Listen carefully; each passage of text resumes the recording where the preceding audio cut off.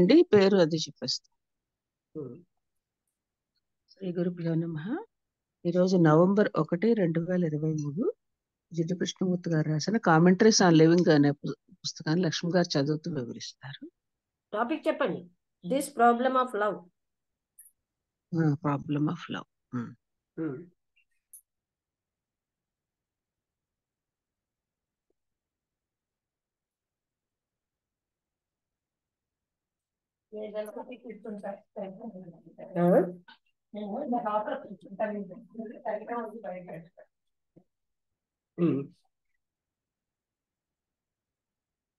అయితే ఒక చిన్న బాతు అక్కడ విశాలమైన కాలువలోంచి ఒక షిప్ లాగా అంటే తెరచాపతో ఉన్న షిప్పులా వస్తుంది.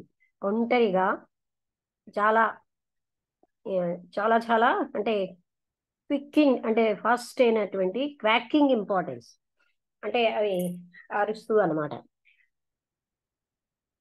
ఆ కాలువ అన్నది winding and out through the town చుట్టూరా అది ఉన్నట్టుగా ఉంది. చుట్టూరాను బయట కూడా ఉంది. అక్కడ ఇంక ఏ డక్స్ కూడా కనబడటం లేదు. కానీ అంటే ఏ బాతులు కూడా ఆ ఒక్క బాతే ఎన్నో బాతులు సౌండ్ చేస్తోంది. అక్కడ ఆయన ఎవరెవరైతే దాని మించి వెళ్తున్నారో వాళ్ళది అసలు దాన్ని గమనించనే లేదు. కానీ వాళ్ళు గమనించారా లేదా అన్నది ఆ డక్కకి అక్కర్లేదు, ఆ బాతుకి అక్కర్లేదు. అదేం భయపడటం లేదు. అయితే తను ఏంటంటే తను చాలా ముఖ్యమైన వ్యక్తిని అన్నట్టుగా ఫీల్ అవుతోంది. ఆ కణాల్లో అది తనదే అని భావిస్తోంది. ఆ పట్టణానికి ఆవల ఆ గ్రామం అన్నది చాలా ప్లెజెంట్ గా ఎన్నో ఆకుపచ్చటి అంటే మైదానాలు అంటే గడ్డి మొదలైన వాటితో and fat black and white cows బాగా లావుగా ఉన్నటువంటి తెల్లటి నల్లటి ఆవులు ఉన్నాయి. అయితే ఎన్నో సముదాయాలైన మేఘాలు ఎక్కడైతే ఆకాశం భూమి కలుస్తున్నాయన్న కనిపించిన దాన్ని హొరైజన్ అంటారు, ఆ ప్లేస్ లో ఉన్నాయి. అక్కడ ఆకాశం ఏమో కొంచెం కిందగా ఉన్నట్టుంది, భూమికి దగ్గరగా. ఆ లైట్ తో ఈ ప్రపంచం అన్నది ఆ లైట్ అంతా వస్తున్నట్టుంది. అక్కడ భూమి చాలా ఫ్లాట్ గా తన ఒక అరచేతిలాగా ఉంది. ఆ రోడ్ ఏమో బ్రిడ్జెస్ వైపు వెళ్తుంది. ఆ హైగా ఉన్న కెనాల్ ని క్రాస్ చేస్తున్న బ్రిడ్జ్ వైపు వెళ్తుంది. ఇది ఒక సౌందర్యమైన సాయంత్రం. సూర్యుడు అస్తమిస్తున్నాడు నార్త్ సీకి అంటే ఆ ఉత్తరపు సైడు సముద్రం వైపు. అక్కడ మేఘాలన్నవి colouring of the setting sun అంటే ఆ అస్తమిస్తున్నటువంటి సూర్యుడి యొక్క కలర్ని తీసుకున్నాయి. అయితే పెద్ద light blue and blue colour లో రోజ్ కలర్ లో ఉన్నటువంటి ఆ లైట్ యొక్క అంటే స్ట్రీక్స్ అంటే అక్కడ అక్కడ ఉన్న అవి అంటే ఏమంటారు వాటిని, షార్ట్ అక్రాస్ ద స్కై అంటే అవి లైన్స్ లాగా స్కై నుంచి వస్తున్నాయి. ఆవిడేమో బాగా అంటే వెల్ నోన్, బాగా అందరికీ తెలుసున్న వ్యక్తి యొక్క భార్య. ఈ గవర్నమెంట్ లో ఆయన చాలా హై పోస్ట్ లో ఉన్నాడు. ఇంకా చెప్పాలంటే టాప్ పోస్ట్ లో ఉన్నాడు, కానీ పూర్తి టాప్ కాదు. ఆవిడ మంచి బట్టలు అవి వేసుకున్నారు, మంచి మైనర్స్ తో ఉన్నారు శాంతిగాను. ఆవిడకేమో ఒక పిక్యూలియర్ వాతావరణం అంటే పవర్, తానే ఎక్కువ పవర్ అని అండ్ ధనం సంపద అష్యూరెన్స్ ఆఫ్ ద అంటే ఈ పెద్ద పెద్ద ఆఫీసర్ల భార్యలకి తను చాలా పెద్దవాళ్ళం పవర్ఫుల్ వాళ్ళం వల్ల ఫీలింగ్ ఉంటుంది కదా. ఒక long accustomed to being obeyed and getting things done అంటే అందరూ తన మాటని పాలించి తనకు పనులు చేసి పెట్టేటట్టుగా, అంటే వాళ్ళ ఇళ్లలో అలా ఉంటారు కదా సర్వెంట్స్, వాళ్ళు ఆ విధంగా ఆవిడ ఉన్నారు. ఒకటి లేదా రెండు విషయాలు ఆవిడ ఏం చెప్పారంటే, ఆమె యొక్క హస్బెండ్ అన్నాడు ఆయనకి ఆవిడకి మంచి తెలివితేటలు ఉన్నాయి, ఆవిడేమో ఆయన్ని డ్రైవ్ చేయగలిగే శక్తి ఉంది. ఇద్దరూ కలిసి వాళ్ళు చాలా ఉన్నత స్థానానికి వచ్చారు. కానీ ఎక్కువ పవర్ అన్నది వాళ్ళకి just when much greater power and position for almost వాళ్ళకి ఎక్కువ గ్రేటర్ పవర్ పొజిషన్ వచ్చేసినప్పుడు ఆయన ఏంటంటే డెస్పరేట్లీ ఇల్, చాలా నిస్పృహగాను ఆయన అంటే ఆయనకి ఆరోగ్యం దెబ్బతింది. ఈ సమయంలో ఆవిడ ఇన్ హెర్ నేరేటివ్ ఆవిడ ఏం చెప్తున్నారంటే కంటిన్యూ చేయలేకపోతున్నారు. ఆవిడ కళ్ళంట నీళ్లు కిందకి వస్తున్నాయి ఆవిడ యొక్క బుగ్గల మీదుగా.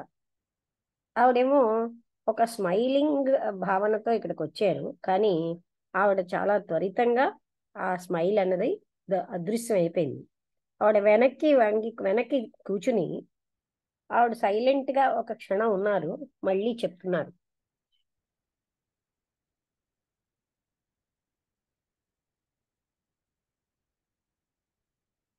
ఒక్కసారి వెనక్కి వెళ్ళిపోయింది. గ్రేట్ కంటిన్యూ చేస్తున్నారనమాట.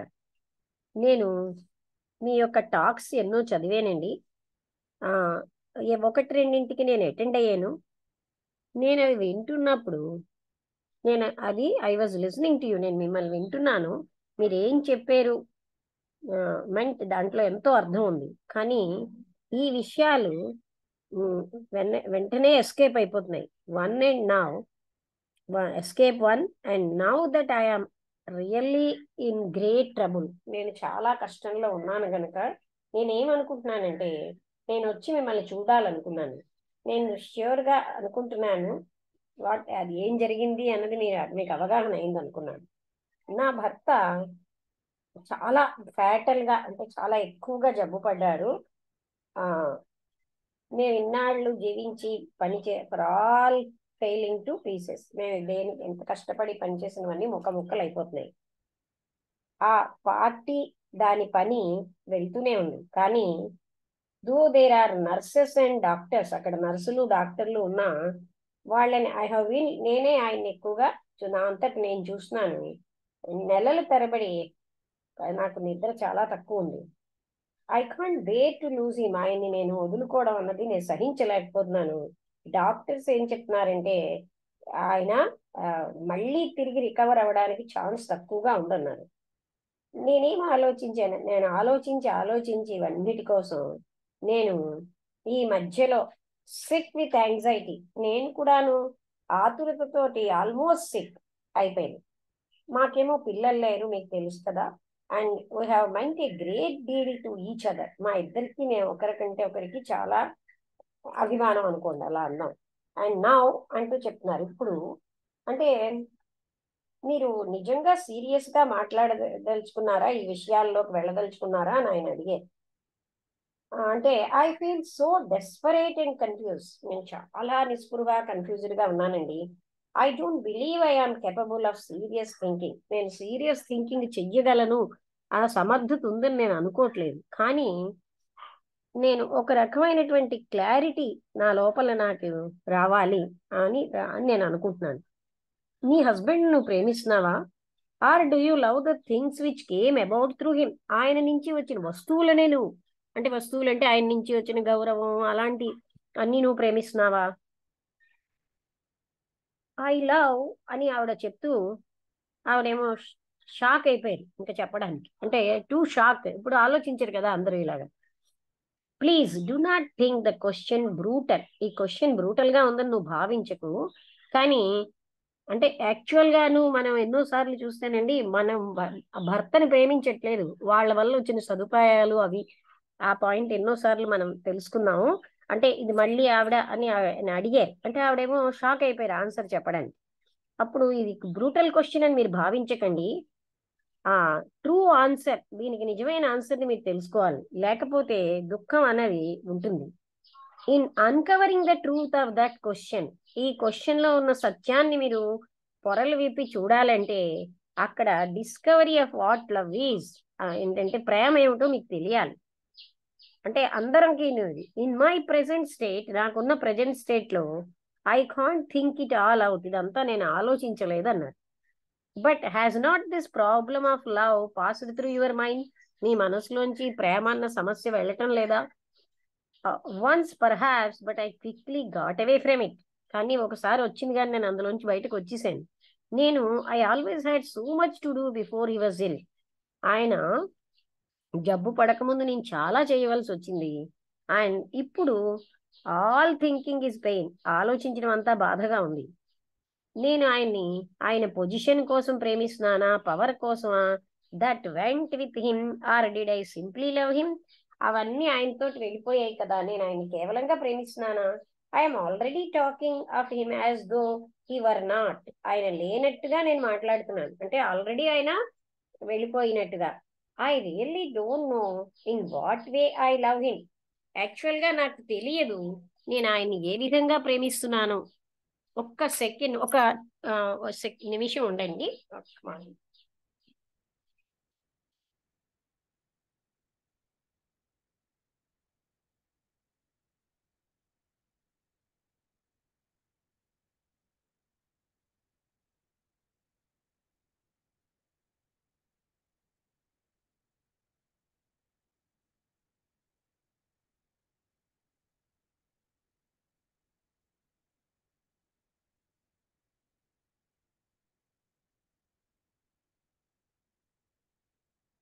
అంటే ఆవిడ ఆల్రెడీ ఆయన టాక్స్ విన్నారు కనుక ఆ మాత్రంగా చెప్పారు.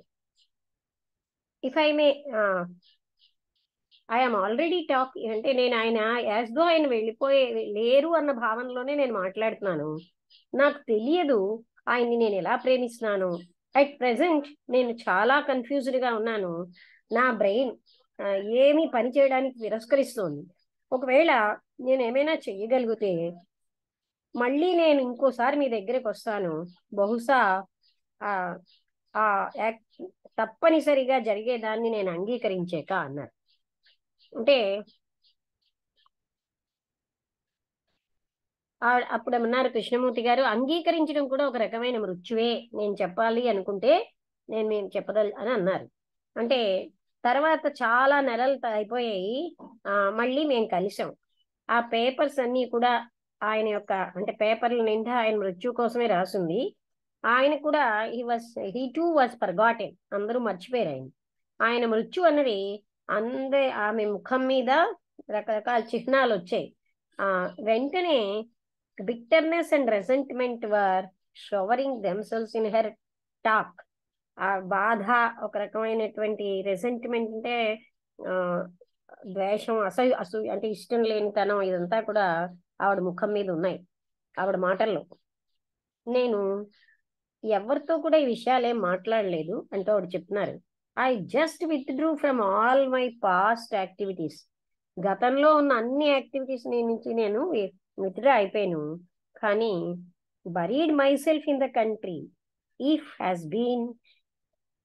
Has been terrible and I hope you won't mind it. నేను నా అంతటా నేను కంట్రీ అంటే అదే విలేజ్ సైడ్ లో ఉండిపోయాను. ఇది నాకు చాలా టెరిబుల్, అంటే భయంకరంగా ఉన్నది. నేనేమనుకుంటున్నానంటే దీన్ని మీరు పట్టించుకోరని. If I just talk a little, నేను కొంచెంగా మాట్లాడొచ్చును కదా, మీకేం పర్వాలేదా అని.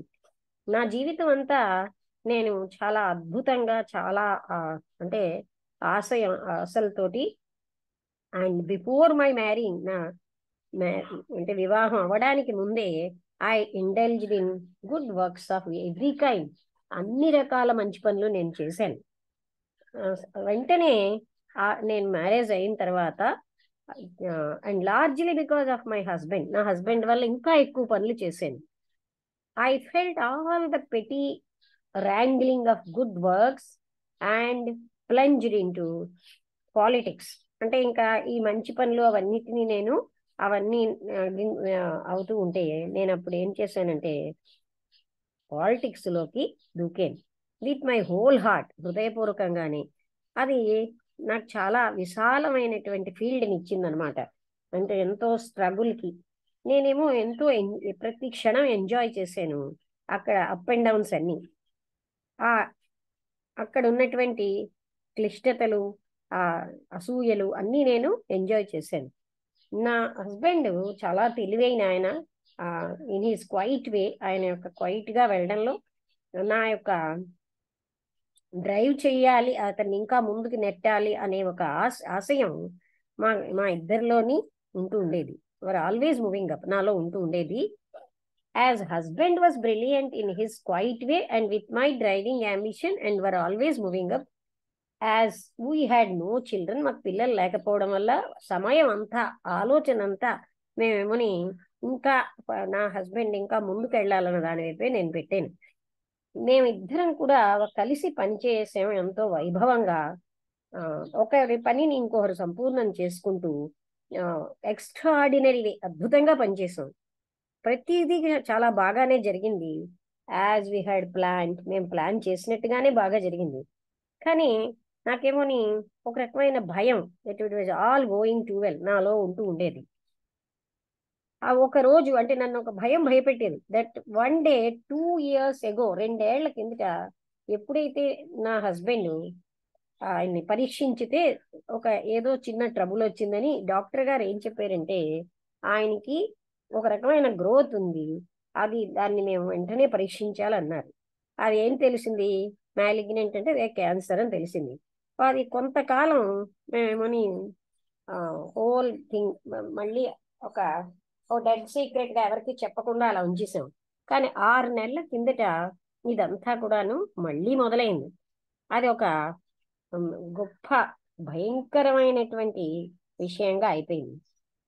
ఆయన్ని నేను పోగొట్టుకున్న తర్వాత వెన్ ఐ లాస్ట్, నేను కిందటిసారి నేను ఇక్కడికి వచ్చినప్పుడు మిమ్మల్ని చూడడానికి నేను చాలా డిస్ట్రెస్డ్ గాను బాధాకరంగాను ఉన్నాను. To think but perhaps I can now look at things with a little more clarity. అప్పుడు ఏదైనా చూద్దామన్నా ఆలోచించాలన్నా నాకేమో ఎంతో అంటే నిస్పృహగా అలా ఉండేది, బాధగాను. ఇప్పుడు నేను ప్రతిదీ క్లియర్ గా చూడగలుగుతున్నాను, అంతకంటే క్లియర్ గా అప్పటికంటే. మీ క్వశ్చన్ నన్ను చాలా డిస్టర్బ్ చేసింది. మోర్ దెన్ నేను ఎంత డిస్టర్బ్ చేసిందో నేను మీకు చెప్పలేను. నేను చెప్పగలిగిన కంటే ఎక్కువ డిస్టర్బ్ చేసింది. మీకు గుర్తుందో, మీరు ఏమడిగారంటే నేను నా హస్బెండ్ ని ప్రేమిస్తున్నానా లేకపోతే ఆ వస్తువులనా, ఆయనతో నాకు వచ్చిన వాటినా. I have thought a great deal. దానికోసం నేను బాగా ఆలోచించాను. But is it not too complex a problem to be answered by oneself? ఎవరైనా దీనికి ఆన్సర్ ఇవ్వడానికి చాలా క్లిష్టమైన సమస్య కాదా? అంటే ఏంటి, నీ భర్తని ప్రేమిస్తున్నావా, నీ భర్త వల్ల వచ్చిన సౌఖ్యాలు సుఖాలు వస్తువులు వాటిని ప్రేమిస్తున్నావా అంటే యాక్చువల్ గా మన ప్రేమ భర్త మీద లేదని మనకు అర్థం అవుతుంది. అప్పుడు బహుశా అంటే మనం ఏంటంటేనండి, ఆవిడ అన్నట్టుగా కాంప్లెక్స్ గా ఆలోచిస్తాం. అలాగా అడిగేసరికల్లా అందరికీ బాధగా ఉంటుంది. ఎందుకంటే ఇది ప్రేమ అని భ్రాంతిలో పడిపోతారు. మనం వాళ్ళ వల్ల వచ్చిన గౌరవాలు, స్టేటస్లు, ఆ తర్వాత వాళ్ళతో ఉన్న గడిపినటువంటి మెమోరీస్, ఆ తర్వాత వాళ్ళ వల్ల సౌఖ్యాలు, ఇవన్నిటినీ మనం ప్రేమిస్తున్నాం అనే విషయం మనం జాగ్రత్తగా గమనిస్తేనే తెలుస్తుంది. అదేంటంటే అలా ఎవరైనా చెప్పేసరికల్లా మనకి ఏమిటో బాధగా అనిపించేస్తుంది. ఎందుకంటే ఇదంతా ప్రేమ అని మనం వాళ్ళ మీద ఆధారపడ్డాన్ని ప్రేమ అనుకుంటాం. నా వాళ్ళు అనుకోవడం ప్రేమ అనుకుంటాం, అదంతా ప్రేమ కాదని చెప్పారు.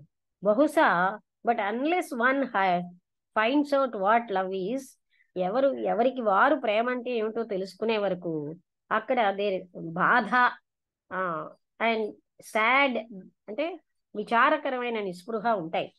And it is difficult to discover, చాలా కష్టం. లవ్ అనేది ఎక్కడ అంతమవుతోంది, కన్ఫ్యూజన్ బిగిన్ అవుతోంది అనేది ఇది తెలుసుకోవడం చాలా కష్టం అన్నారు. మీరేమడిగారంటే నా భర్త మీద ప్రేమ అన్నది నా ప్రేమతో మిక్స్డ్ కాకుండా ఉందా, ఆయన పొజిషన్తో పవర్తో మిక్స్ కాకుండా ప్రేమ ఉందా అని అడిగారు. Did I love my husband because he give me the means for the fulfilment of my ambition? అంటే నా అంబిషన్ ఏదో దాని ఫుల్ఫిల్మెంట్ కావాల్సినవన్నీ నా భర్త నుంచి వచ్చాయనా నేను ప్రేమించాను? అది ఇట్ ఈస్ పార్ట్లీ నిజమే, అందులో కొంత అది రైటే. And also the love of the man, ఆ వ్యక్తి మీద కూడా ప్రేమ ఉంది. Love is a mixture of so many things. ప్రేమ అన్నది ఎన్నిటితోనో కలిసిపోయిన మిక్స్చర్ అన్నారు ఆవిడ. Is it love when there is complete identification with another? నేనే ఆయన అని ఐడెంటిఫై అవ్వడం అనేది ప్రేమ అంటారా? And is not this identification a roundabout way of giving importance to oneself? ఇలా ఐడెంటిఫికేషన్ లో మీకు మీరే ప్రాముఖ్యత ఇచ్చుకుంటున్నారని మీరు గమనించలేదా? ఈ ప్రేమ where there is sorrow of loneliness, ఒంటరితనం యొక్క దుఃఖం ఉన్నది, ఆ pain of being deprived of the things that seemingly gives significance to life, జీవితానికి గుర్తింపు వచ్చినటువంటి విషయాలన్నీ పోయేయి అనేది, ఇదంతా దీన్ని ప్రేమ అంటారా? అంటే ఇలా అడిగితే ఇబ్బందిగా ఉంటుంది, కానీ కరెక్టే ఇవన్నీ. Is it love when there is the sorrow of loneliness, ఒంటరితనం యొక్క దుఃఖం ఉండడాన్ని ప్రేమ అంటారా? లేకపోతే అన్ని రకాలు మీకు ఏమేమి అయితే గుర్తింపును తెచ్చాయో అన్ని కోల్పోవడం అని, అది మీరు ప్రేమ అంటారా? ఆ కోల్పోవడం వల్ల వచ్చే బాధని.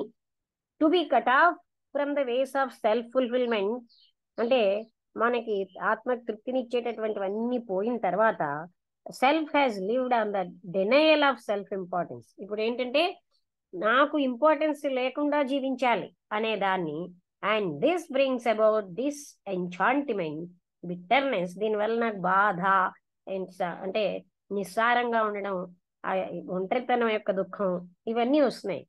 ఈ దుఃఖం అన్నది ప్రేమ అంటారా? You are lying to tell me, you are trying, మీరు ప్రయత్నిస్తున్నారు ఏంటంటే, are you not that I did not love my husband at all, నా భర్తను నేను ప్రేమించలేదు అని మీరు చెప్పడానికి మీరు ప్రయత్నిస్తున్నారు. I am really appalled at myself when you put it that way, మీరు ఇలా పెట్టేసరికల్లా నేను చాలా షాక్ అయిపోతున్నాను. అండ్ బాధ కూడా, and there is no other way to put it, ఇంకో మార్గమే లేదు, ఉందా? I had never thought about all this, ఇదంతా నేను ఆలోచించలేదు. And only when he this blow struck was there any real sorrow in my life, అప్పుడు ఇది ఈ బ్లో అంటే ఈ దెబ్బ నేను కానీ తప్ప నాకు ఇంకేమైనా జీవితంలో దుఃఖం ఉందా? Of course to have had no children was a great disappointment, పిల్లలు లేకపోవడం అన్నది కూడా ఒక పెద్ద నిస్పృహే. కానీ it was tempered by the fact that I had my husband and the work, నా హస్బెండ్ నేను అనుకున్న వర్క్ ఉండడం అన్న దాంతో ఇదంతా కూడా నాకు ఆ పిల్లలు లేరన్న బాధ అంత ఎక్కువగా, అది అంటే టెంపర్ అంటే దాంతో అక్కడ ఆగిపోయింది, అంటే తృప్తి అంటే ప్యాసివ్ అయిపోయింది అనమాట. And only when the blow struck was, తర్వాత I suppose they became my children, అవే ఆ పని నా హస్బెండ్ వల్ల వచ్చినటువంటి ఆ అవన్నీ నా ఆశయాలు నెరవేర్డమే నా పిల్లలు అనుకున్నాను. There is a fearful finality about death, దుఃఖం కోసం ఒక రకమైన భయంకరమైన అంతం అన్నది ఉంది.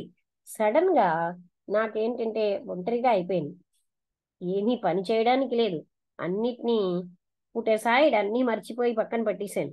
ఇప్పుడు నేను ఏం గ్రహిస్తున్నానంటే, మీరేం చెప్పారో అందులో సత్యం నాకు తెలుస్తుంది. If you had said those things to me 3 or 4 years ago, 3-4 సంవత్సరాల కింద మీరు నాకు ఇలా చెప్పారనుకోండి, నేనేమోని మీ మాటల్ని వినకపోదును. I wonder if I have been listening to you even now, ఇప్పటికైనా నేను వింటున్నానో లేదో నాకు ఆశ్చర్యంగా, అంటే నేను ప్రశ్నించుకుంటున్నాను. Merely seeking out reasons to justify myself, నన్ను నేను జస్టిఫై చేసుకోవడానికి కారణాలు వెతుక్కుంటున్నాను. May I come and talk to you again, మళ్ళీ వచ్చి మీతో మాట్లాడనా అన్నారు ఆవిడ. ఇక్కడితో టాపిక్ అయిపోయింది. అంటే అర్థం ఏంటంటేనండి, ఇదే నేను చెప్పాను కదా, ప్రేమ అన్న దాంట్లో భార్యాభర్తల ప్రేమ, తల్లి పిల్లల ప్రేమ, లవర్స్ మధ్య ప్రేమ, ఇందులో ఏంటంటే వాళ్ళని ప్రేమించుకుంటున్నారు, పక్క వాళ్ళని ప్రేమిస్తున్నాం అనుకుంటూ. నా భర్త అంటే నాకు ఎంతో ప్రేమ, ఆ భర్త ఏ సదుపాయాలు ఇవ్వకపోయి నానా బాధలు పెడితే ఆ భర్త అంటే ఏ స్త్రీ ప్రేమిస్తోందండి? అంటే తన సదుపాయాలని తన సౌఖ్యాలని ప్రేమించుకుంటోంది. అలాగే భర్త కూడా భార్యని, ఆయనకి భార్య వల్ల వచ్చినటువంటి, అందుకనే మ్యూచువల్ గా ఒకళ్ళ మీద ఒకళ్ళు డిపెండెన్స్ అంటున్నారు కృష్ణమూర్తి గారు. భర్త భార్య మీద డిపెండ్ అవుతున్నాడు, భార్య తన సౌఖ్యాలకి భర్త మీద, ఇలాగా ఈ మ్యూచువల్ గా ఒకళ్ళ యొక్క సౌఖ్యాలకి ఇంకొకరి మీద డిపెండ్ అవడాన్ని ప్రేమ అని మనం పొరపాటుగా అనుకుంటాం. ఇది ప్రేమ కానే కాదు. అసలు యాక్చువల్ గా బాగా తీసుకుంటే మనకి ప్రేమ అన్నది లేదు, మనం ప్రేమ అన్న స్థితిలో లేము అన్న సంగతి మనం అర్థం చేసుకోవాలి. మనం ఈ ప్రాపంచిక వస్తువులని ప్రాపంచిక సుఖాలని ప్రేమించడమే ప్రేమ అన్న భావంతో బతికేస్తున్నాం. అది అవునో కాదో ఆవిడ వెంటనే మళ్ళీ నెక్స్ట్ టైం వచ్చేసి చాలా రియలైజ్ చేసింది. అంటే ఆ భర్త మనని రోజు తంతూ తగులుతూ మన అభిప్రాయాలను ఖండించుతూ మనకేమీ గౌరవం ఇవ్వకపోతే మనం ప్రేమించట్లే. మన గౌరవాన్ని, మన సుఖాలని, మన యొక్క అభిప్రాయాలని మనం ప్రేమించుకుంటున్నాం, భర్తను ప్రేమిస్తున్నాం అనుకుంటూ. సేమ్ థింగ్ భర్త కూడా భార్యని. ఈ విధంగా మన కంఫర్ట్స్ ని, మన అభిప్రాయాలని, మన ఆశయాలని మనం ప్రేమించుకుంటున్నాం. అది ఆ కృష్ణమూర్తి అయితే ఆవిడ ఆల్రెడీ కృష్ణమూర్తి గారి టాక్స్ వినడం, కానీ విన్నా సరే యాక్సెప్ట్ చేయడం చాలా కష్టం. ఎందుకంటే మనం పాతుకుపోయిన అభిప్రాయంతో ఉంటాం ఇదే ప్రేమని. అది ప్రేమ కాదు.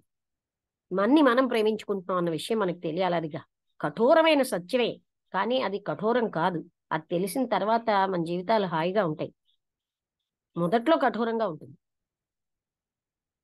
అర్థమైంది కదా వసంతలత? ఇది ఆల్రెడీ మనకి చాలా అంటే బాగా తెలుసు మనకి. ఈవిడ ఏంటంటే అది తెలిసినా సరే మనం అప్లై చేసుకునే చిచి నేను నాకు ప్రేమ అంటే చాలా ఆదర్శమైన ప్రేమతో ఉన్నాను నేను నా భర్త పట్ల, భార్య పట్ల, ఇలాగ మనం ఫీల్ అవుతాం. కానీ వీఆర్ లవింగ్ అవర్ సెల్స్. మనమే ప్రేమించుకుంటున్నాం అని మనకు తెలియాలి. చెప్తావా లక్ష్మి? ఇక్కడ నాకు ఒక క్వశ్చన్ ఉంది. నేను అడుగు. విన్నా అవన్నీ. క్వశ్చన్ ఏంటంటే, అంటే మనం నిజమైన క్వశ్చనే ప్రేమకి అడుగు, ఆన్సర్ చెప్పకుండా మల్టిపుల్ చాయిస్ ఇవ్వకుండా క్వశ్చన్ అడగడం నేర్చుకో. నాకు అలా రాదు, కానీ ఉండు విను చాలా విను నాకు ఒకసారి. ఎందుకంటే ఆన్సర్ చెప్పే వాళ్ళకి చాలా ఇబ్బంది అవుతుంది ఆ మల్టిపుల్ చాయిస్. కాదు కాదు, అలా కాదు అలా కాదు. కొంచెం ఇలా చెప్తేనే నాకు ఇదవుతుంది. ఇప్పుడు లవ్ అనేది ఇలాంటి రిలేషన్షిప్స్ లో ఉన్నది రియల్ లవ్ కాదు. ఎవరి సౌఖ్యాలు వాళ్ళు చూసుకుంటున్నారు, నిన్ను నువ్వే చూసుకుంటున్నావు వాళ్ళలోని అని అంటున్నారు కదా. నీ కంఫర్ట్ అలా అన్నప్పుడు అని కాదు, నీ కంఫర్ట్. అయితే ఇప్పుడు ఇలాంటి రిలేషన్షిప్స్ లో అంటే వైఫ్ అండ్ హస్బెండ్ గానీ, మదర్ అండ్ డాటర్ గానీ, మదర్ అండ్ సన్, వీటిలో బ్రదర్స్, వీటిలో రియల్ లవ్ కి కనిపించలేదా? నీకు అనిపించట్లేదా? అది వదిలి కనిపిస్తున్నారు కనిపించడం కాదు. నేను అడుగుతుంది ఏంటంటే, రియల్ లవ్ కి స్కోప్ లేదా అని అడుగుతున్నాను నేను.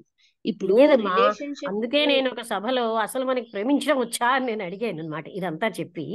అప్పుడు ఒక retired BEd college principal lady ఆవిడ వచ్చి, అబ్బా ఎంత డేరింగ్ గా అడిగా, ఆవిడకి అన్ని తెలుసు అయినా నన్ను అలా ఫస్ట్ టైం చూసారు అన్నారనమాట. అని ఎంత బాగా అని వాళ్ళందరూ కలిపి డిస్కస్ చేసుకుంటూ ఉండేవారు చాలా సార్లు ఇలాంటివి. అన్నీ తెలిసే అలా అడిగారనమాట. ఆ తర్వాత వరల్డ్ పీస్ కోసం నేను మాట్లాడాను. ఆ పీస్ అనేది ఏ విధంగా వస్తుందో నాకు లక్ష్మి గారే చెప్పాలి అని అంటే అలా. అంటే ఇక్కడ ఏంటంటే మనం బాగా అబ్జర్వ్ చేస్తే వీఆర్ లవింగ్ అవర్ సెల్స్ అనే సంగతి మనకు అర్థమవుతుంది. అంటే యాక్చువల్ గా ఆత్మతత్వం రానంత వరకు ప్రేమే లేదు. ఇదంతా ప్రేమ అన్న భ్రాంతిలో జీవిస్తున్నాం. అంటే అసలు అంటే ఈ రిలేషన్షిప్స్ లో ఉండడంలో రియల్ ప్రేమకు స్కోప్ లేదా అని అడుగుతున్నా. అంటే రియల్ ప్రేమ ఉంటూ ఉండడం వేరు, జనరల్ గా ఉండదు మనకి. జనరల్ గా ఉండదు, అది నిజమే. జనరల్ గా ఇప్పుడు మరి చూడు, అందరు అంటే రియలైజ్డ్ వ్యక్తి కూడా ఇప్పుడు మనకి త్రిపుర రహస్యంలో హేమచూడు హేమలేఖని ప్రేమించాడు.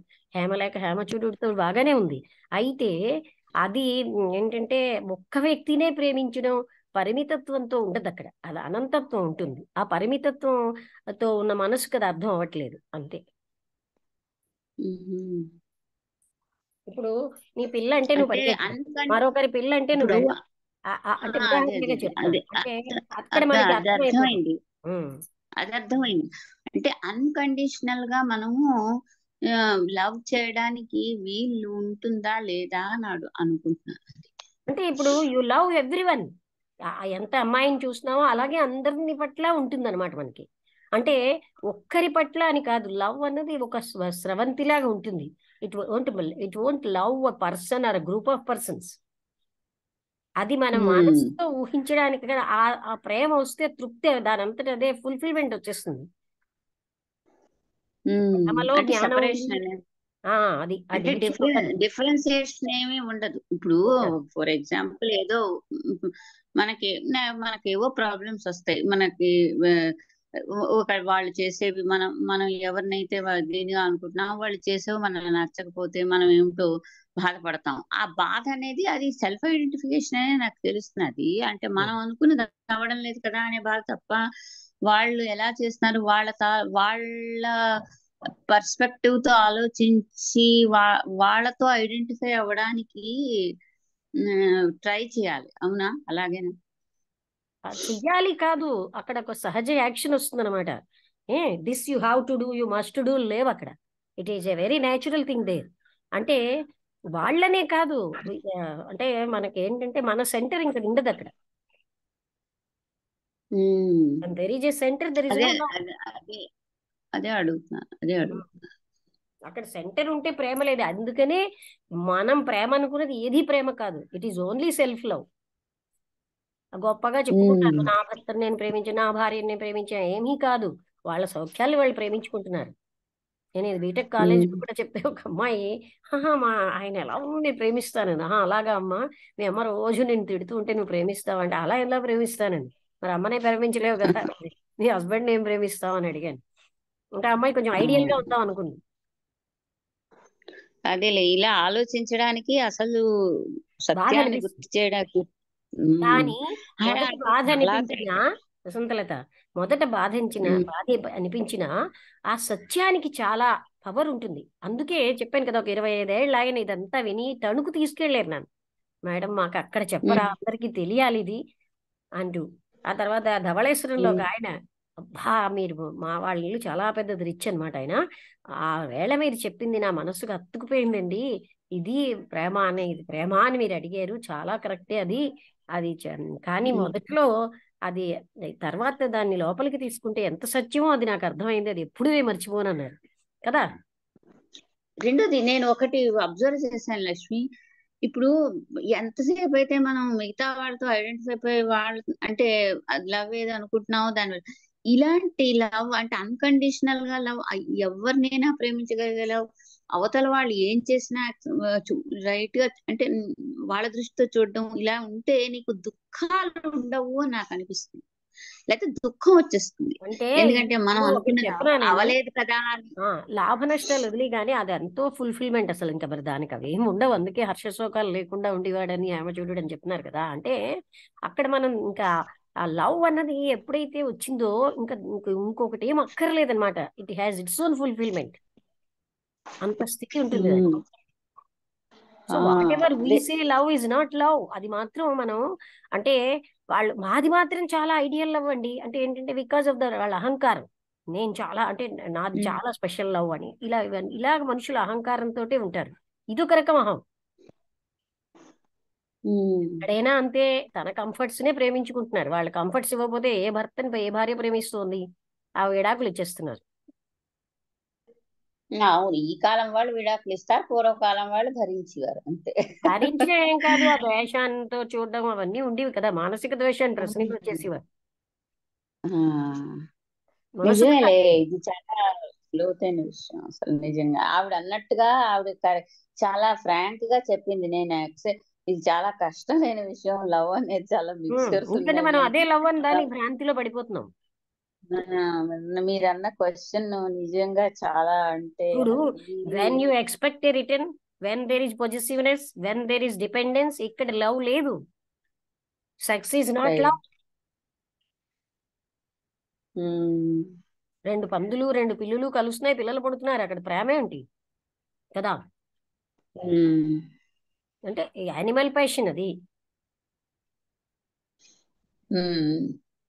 దానికి మనం ఏంటంటే మేకప్ చేసి లవ్ అనే ఒక ముసుగు తొలుగుతాం. అంటే ఇప్పుడు రియల్ లవ్ కి అసలు రిలేషన్షిప్సే ఉండవు. రిలేషన్షిప్ లో తెలుస్తుంది అనమాట అసలు మనకి లవ్వే లేదని. ఉమ్. అంటే అంటే దానికోసం ఒక పిల్లలు ఉండాలి, దానికోసం ఒక హస్బెండ్ ఉండాలి కదా, దానికోసం ఒక వైఫ్ ఉండాలి, బ్రదర్ ఉండాలి, సిస్టర్ ఉండాలి. ఇలాంటివి ఏం అవసరం లేదు రియల్ లవ్ కి. You can always be because loving you every are one love. Without అంటే అప్పుడు గెటింగ్ నీకు ఇన్ టు ఎనీ ఏంటంటే, రిలేషన్షిప్. కాదు, నువ్వు అన్న సెంటర్ ఉంటే కదా, నేనన్న సెంటర్ ఉంటే ఇవన్నీ. అదే, without getting in to any relationship you can be all loving and ఇక్కడ ఆయన వెరీ ఏమంటారంటే, హ్యాపీ. రిలేషన్షిప్ లోనే మనం యొక్క అన్ని తెలిసిపోతాయి. అది రియల్ లవ్ ఉందనుకో, then the relationship is very nice with all, wherever you are కదా. అవును. అలాగే అప్పుడు ఏమని, వస్తువులతోటి ఆ వెల్త్ తోటి బంధాలు ఉండవు మనకి. అంటే అది పోతే అయ్యో పోయిందని విలవిల్లాడడం, అలాంటి స్థితి వచ్చేస్తుంది అనమాట. బికాస్ అందులో జ్ఞానం కూడా పక్కనే ఉంది, కంపాషన్ ఉంటుంది. ఇప్పుడు మనం ఎవరితో రిలేషన్షిప్ లో ఉన్నాము, ఎనీ రిలేషన్షిప్, వాళ్ళకి ఫిజికల్ బాధల్లో ఉన్నారనుకో, ఇలాగ ఫర్ ఎగ్జాంపుల్ ఇలాంటి క్యాన్సర్ గానీ ఇంకేదో జబ్బులేవో ఉన్న వాళ్ళని చూసినప్పుడు మనకి బాధ వేస్తుంది. ఆ బాధను ఏమిటంటావు, లవ్ అంటావా? అంటే బాధ వేయడం అనేది ఎవళ్ళు సఫరింగ్ పర్సన్ ని చూసినప్పుడు బాధ వేస్తుంది. అది రియల్ లవ్ అనా లేకపోతే నేను పోగొట్టుకుంటున్నాను అనే బెంగ అని అనుకోవడం, రియల్ సఫరింగ్ చూసినప్పుడు రియల్ బాధ వేస్తుంది. ఎవరిని అది చూసినా మనం చూడు అవుట్ అంత ఆఫ్ ఇంటెన్సిఫైడ్ గా ఫీల్ అవ్వట్లేదు. మన వాళ్ళని చూసినప్పుడు ఉన్న ఇంటెన్సిటీ వేరు కదా, అక్కడే తెలిసిపోతుంది కదా. అంటే అది యాక్సెప్ట్ చేయడం కష్టమే, బట్ ట్రూత్ ని యాక్సెప్ట్ చేయగలగాలి మనం. రైట్. బికాస్ మనం గట్టి పొరలు వేసేసుకున్నాం కనుక యాక్సెప్ట్ చేయడం మనకి నచ్చదు. ఇదే ప్రేమని గట్టి పొరలు వేసేసుకున్నాం, నేను ప్రేమ తప్ప నాకేమీ లేదని ఇలాగా సెల్ఫ్ డిసెప్షన్ లో బతికేస్తున్నాం. ఆత్మవంచన అది ప్రేమ ఏంటి? తన్ని తాను ప్రేమించుకోవడమే. కానీ కాలేజ్ స్టూడెంట్స్ కూడా బాగానే గ్రహించేసారు. నేను బీటెక్ కాలేజీలో చెప్పాను పాయింట్. అబ్బాయిలు చాలా ఫాస్ట్ గా యాక్సెప్ట్ చేశారు, అమ్మాయిలు చేశారు, ఒక్క అమ్మాయి తప్ప. అమ్మాయి చెప్పేసి అప్పుడు అమ్మాయి ఒప్పుకుంది. అంటే ఇక్కడ ఏంటంటే విషయం సత్యం తెలియాలి మనకి. అందుకే నేను అసలు మనకి ప్రేమించడం వచ్చా? చాలా పెద్ద పెద్ద వాళ్ళు ఉన్నారు ఆ సభలో. ఇలా నేను క్వశ్చన్ చేశాను, నిజానికి మనకి ప్రేమించడం రాదు. అంటే వీఆర్ లవ్, నేను ప్రేమిస్తున్నానని ఉండదు, వాళ్ళని ప్రేమిస్తున్నానని ఉండదు. మాట్లాడడానికి అలా మాట్లాడే అంతే.